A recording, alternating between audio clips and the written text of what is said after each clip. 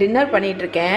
இன்னைக்கு வந்து டின்னருக்கு நான் வந்து ஆக்சுவலி உப்புமா உங்களுக்கு செஞ்சு காணிக்கலாம் அப்படின்னு நினச்சேன். அதுக்கப்புறம் வந்து இந்த ஹோல் வீட் பாஸ்தா இருந்துச்சு, சரி அதுவும் இருந்துச்சு. ஒரு 2 பீட்ரூட் வந்து ரொம்ப வாடி போய் இருந்துச்சு.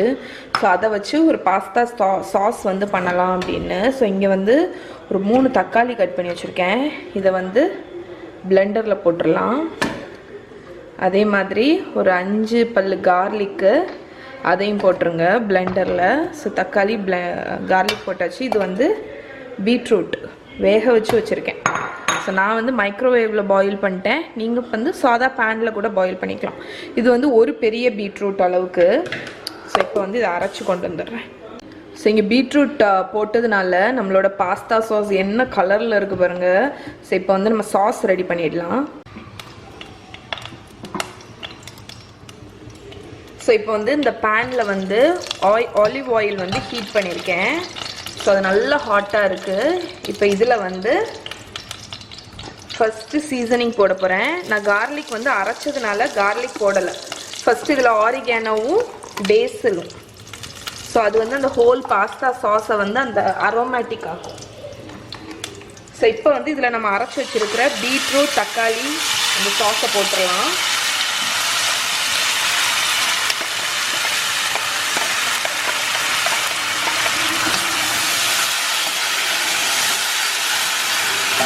ஸோ போட்டுட்டு நல்லா மிக்ஸ் பண்ணி விடுங்க.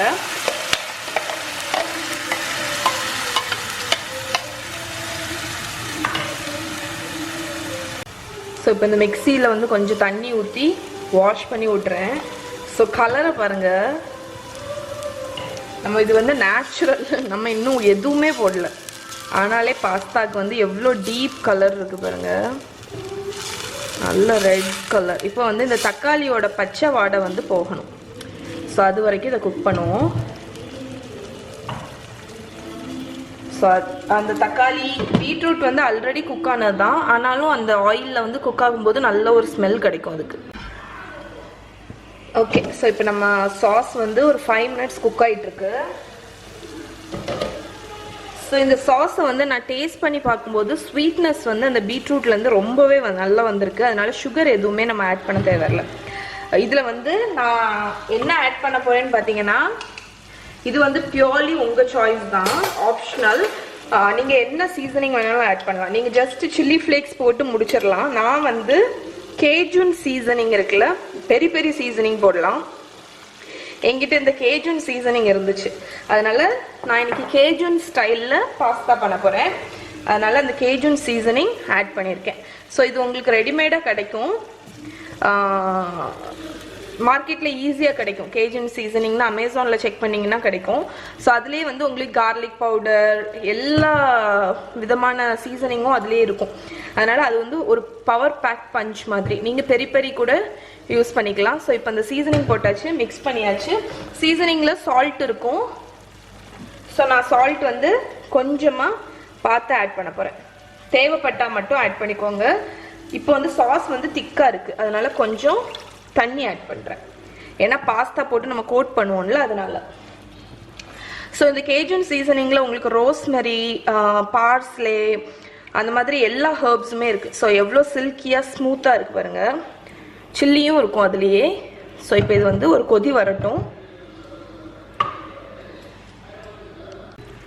ஸோ இது வந்து என்னன்னு பார்த்தீங்கன்னா, இதுதான் இந்த கேஜூன் சீசனிங். ஸோ இது வந்து நான் அமேசானில் வாங்கி வச்சுருக்கேன். கேஜூன் சீசனிங் வாங்கி வச்சுருக்கேன், அப்புறம் பெரி பெரி சீசனிங். ஸோ இந்த 2 சீசனிங்கும் வந்து உங்களுக்கு இன்ஸ்டண்ட்டாக ஒரு ஃப்ளேவர் கொடுக்கறதுக்குன்னு உள்ளது. ஸோ இதை நீங்கள் வாங்கி ஒரு பாட்டிலில் போட்டு ஃப்ரிட்ஜில் நீங்கள் ஸ்டோர் பண்ணிக்கலாம். நீங்கள் சிக்கனுக்கு ஆட் பண்ணிக்கலாம். இந்த மாதிரி பாஸ்தா வந்து ஓவர்ஃப்ளோ ஆயிடுச்சு. ஸோ சிக்கனுக்கு ஆட் பண்ணிக்கலாம்.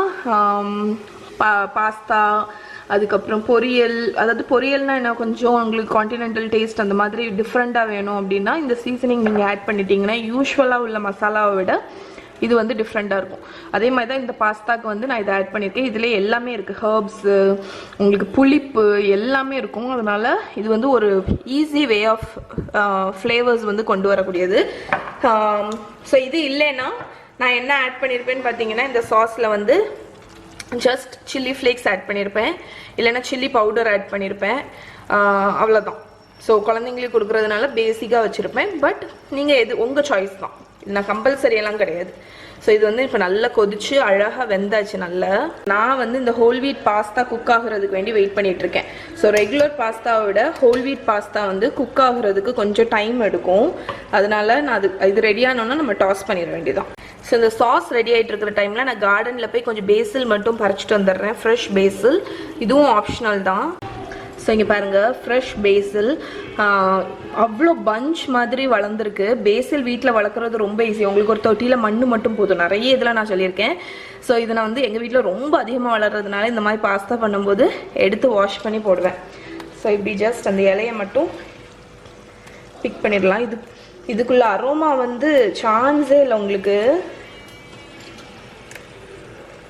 ஸோ செம்மையாக இருக்கும்.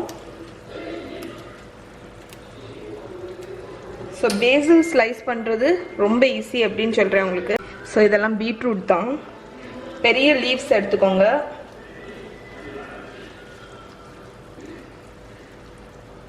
இப்படி ஸ்டாக் பண்ணுங்க பேஸில் இந்த லீவ்ஸ் எல்லாத்தையும். சின்னதெல்லாம் நம்ம கார்னிஷுக்கு வச்சுக்கலாம். இந்த பெரிய லீஃபை ஸ்டாக் பண்ணிவிட்டு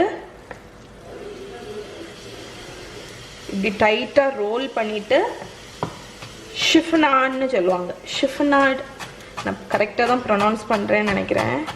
ஸோ இந்த மாதிரி கட் பண்ணும்போது இந்த டெக்னிக் வந்து ஷிஃப்னாட் அப்படி சொல்லுவாங்க.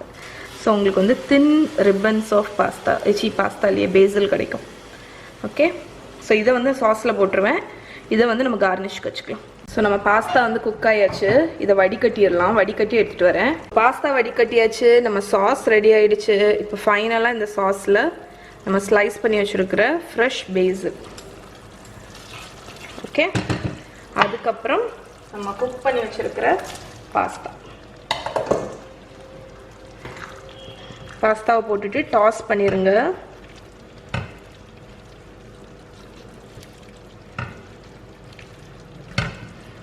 ஸோ எவ்வளோ அழகாக கோட்டாக இருக்கு பாருங்கள்.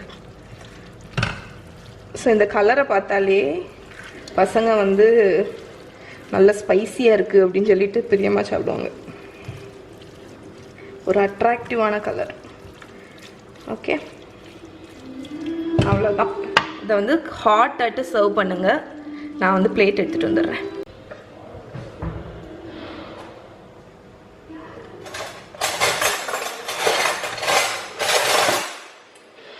ஸோ நம்ம பாஸ்தா வந்து சர்வ் பண்ணிடலாம்.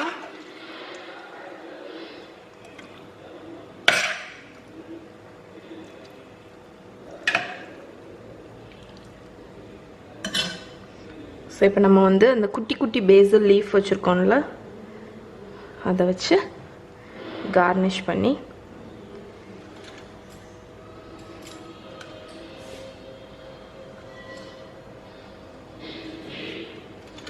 ஓகே. ஸோ இங்கே பாருங்கள், நம்மளோட பீட்ரூட் பாஸ்தா சூப்பராக ரெடி ஆயிடுச்சு.